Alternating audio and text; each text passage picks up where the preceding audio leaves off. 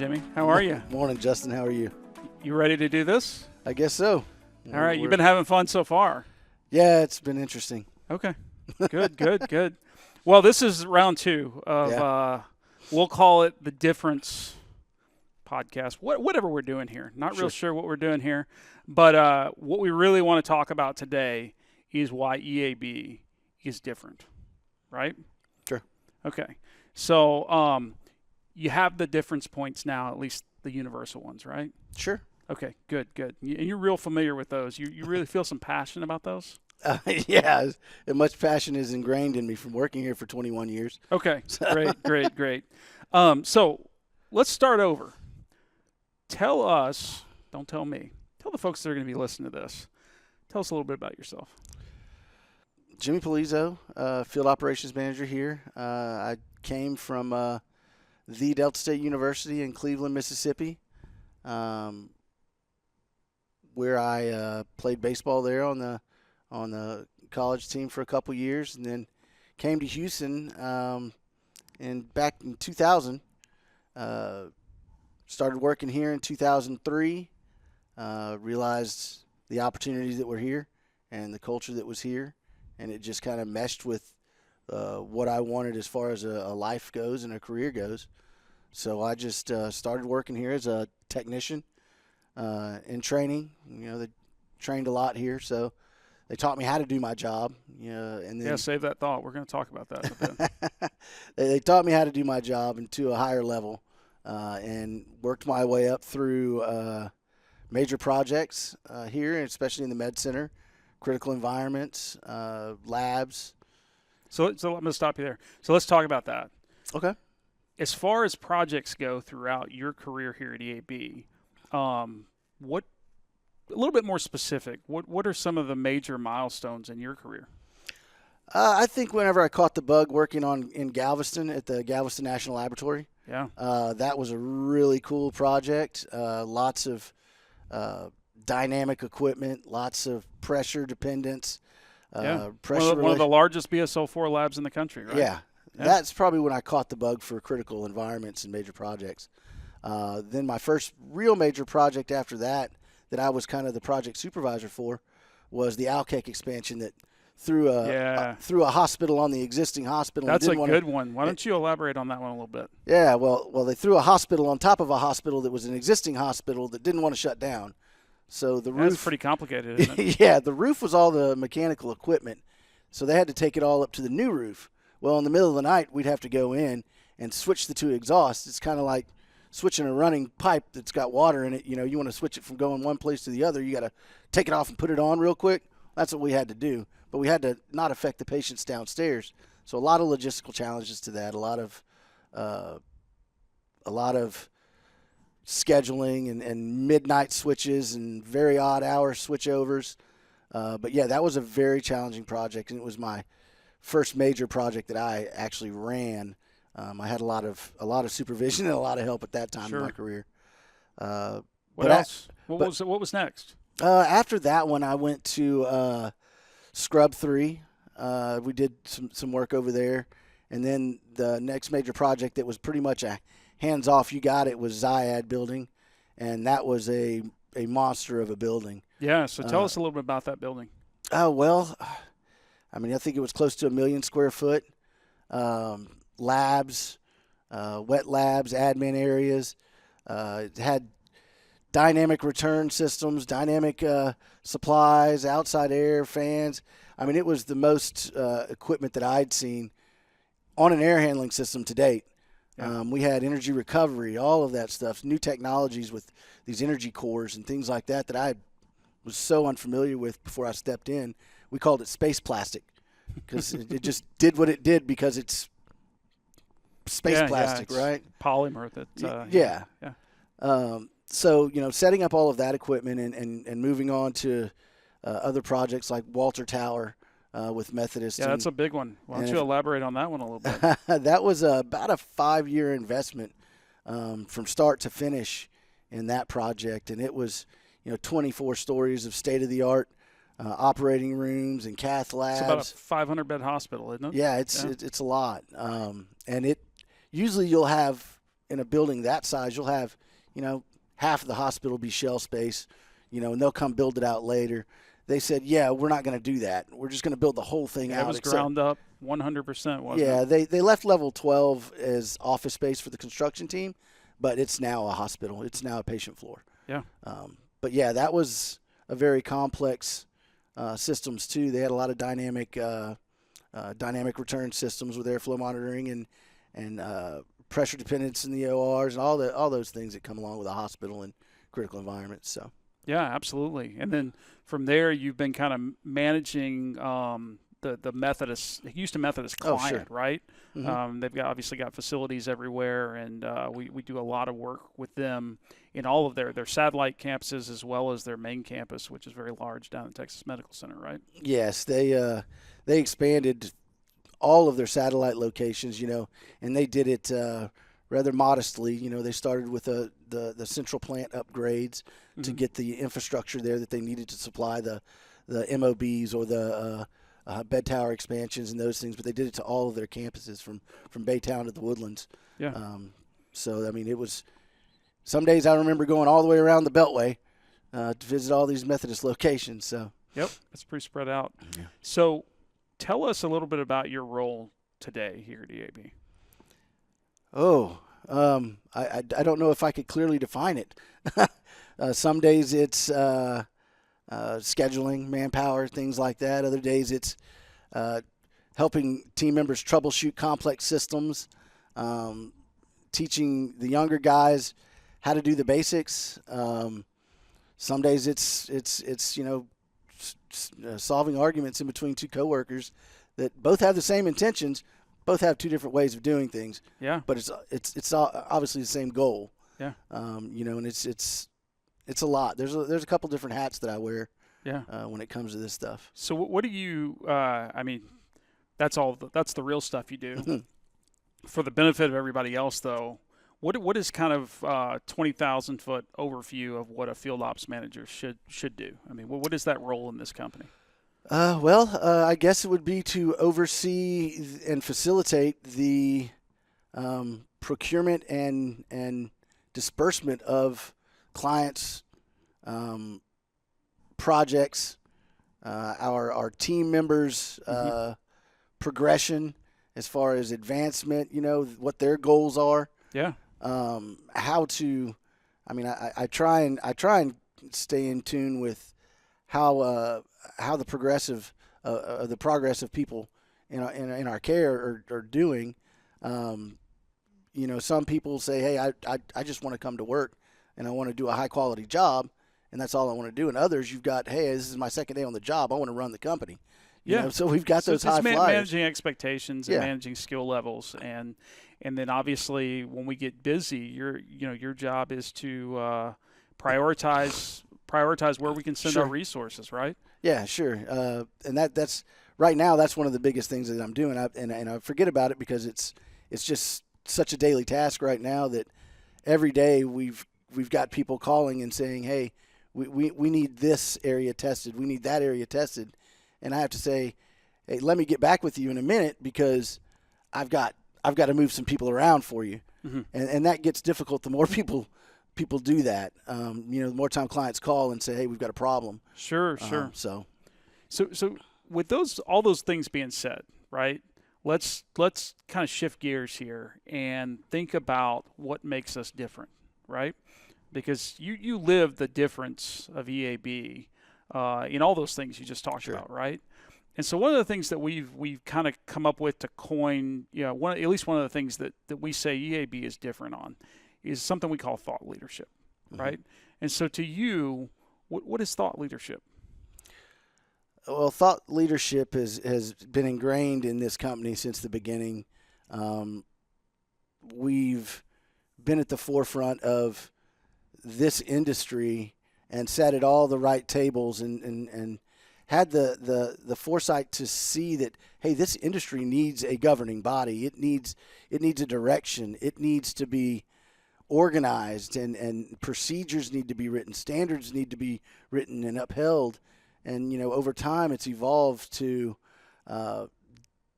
standard upgrades and different ways to test things. I mean, whenever I started here, pneumatics controllers were on their way out, and DDC was starting to take over. And since then, the DDC role has changed, and we've had to look at that and say, hey, this is the way the industry is going. These are the standards that need to be upheld now. So let's sit down and get ahead of that and create those procedures, those standards before it gets, obsolete. Because that's eventually what's going to happen with everything we're doing today and thinking about tomorrow. In 10 years from now, they're going to have some wireless controller that uses hand recognition to change the temperature. Who knows? Yeah. So I've always told everybody, if you're in this case, I didn't coin this phrase, somebody else did, right? But it's if you're not continuously improving and training, you're falling behind, right? Absolutely. And so would you say that we have that mentality here at EAB? Yes, absolutely. I mean, one of the conversations that we have on the interview process is how do you feel about training? Because we train every day. Absolutely. You start in a training class that we have in-house, and it's really in-depth. We've got our own training center that we're in the training center today, right? Yeah, we are. And we can put you through everything you can see, almost everything you can see in the field on a smaller scale, a little more manageable to teach several different people. But it's very innovative down here. And they didn't have anything like this whenever we were coming up. We just had to go out to the field and trust that we were, doing the right thing. And then if it didn't work, we had to figure out how to make it work. So, but yes, training is a very important part of what we do, because there's always ever-changing technologies and ever-changing obstacles out there, and we need to be we need to have that to the forefront of our Sure. Yeah. Okay. What about industry involvement and things like that? I mean, you kind of touched on it earlier. Sure. But I want to talk about that just a little bit. So what kind of industry involvement do we do here at EAB that you think sets us apart from other tab and commissioning firms in the industry? Sure. I mean, we sit on the board of some of the governing bodies, AABC, ASHRAE, and we're constantly involved in the updates, the standards, offering our in-depth knowledge and our experience in that process. And we bring that back from these conferences that we go to, and we disseminate that through our teams. And we actually have breakout sessions and things like that where we discuss that and openly debate what's the right way to do things and what's the right way to approach a situation. Yeah, absolutely. Absolutely. And the neat thing is that I enjoy is, we're constantly seeing that new technology, right? And other professionals, be it design professionals or maybe even owner clients or even contractors, they may fit into a niche market, right? And so they may not see some of the cutting edge things that we see, or they may see things that we don't see. And so it's really neat to be able to interact with those folks. And then, of course, as you alluded to, we can bring it back to our team, or we can take the knowledge of our team and we can spread it as well to the industry, right? Absolutely. Yeah. Oh, Absolutely. That's great. I was going to ask about an example of thought leadership. Now, we've kind of talked about a couple of them, right? Where else do you think we may exhibit thought leadership besides the training piece and the industry involvement? Well, I mean, we really like to collaborate in the construction process, from start to finish, from the design phase to the owner turnover. I'd like to think that if we're brought in early enough, we can assist in that future thinking for how is the owner going to operate this building? How is this equipment going to be as efficient as possible, so that whenever we do turn it over, the owners have, the energy savings and things like that they're looking for. That it's easy to operate, that their building operators can find the pieces of equipment on a screen without having to go to the field and see it and say, okay, this thermostat needs to be adjusted this way because they're warm in that room. Sure. But yeah, collaboration and foresight to see problems that are happening in the future in a construction atmosphere is probably where we really strive at. Yeah. Well, that almost alludes to one of our other universal difference points, Mm-hmm. and that is project leadership, right? Oh yeah. I mean, that's it. Kind of bridges both sides because we have a lot of practical knowledge and experience. That's another one Sure. that we'll bring to the table, and obviously we can build on some of that industry involvement and in our training roles, as well as being collaborative, and it kind of ties into our core values, right? Of teamwork and things like that. So another one that, well, let's talk about practical experience because that's one that's really big here at EAB. When we talk about practical experience, what are we talking about? We've seen it all. Well, not all. I'd say that we've seen a lot. Mm-hmm. We all came from a hands-on bottom of the hierarchy there, all the way to the positions we're at now, and that's through working, putting our hands on all of this equipment, plugging into it, watching it work, manipulating it, watching it not work, figuring out how it works, making sure we're setting things up correctly. Even if it's the manufacturer's recommendation, sometimes they can recommend something that's not quite what we would think. And we'll present those things to the team and say, hey, have you thought about doing this? And sometimes it's accepted, and sometimes they're like, just do what we're telling you to do. Sure. So what about the, I guess, just the overall combined experience of our team?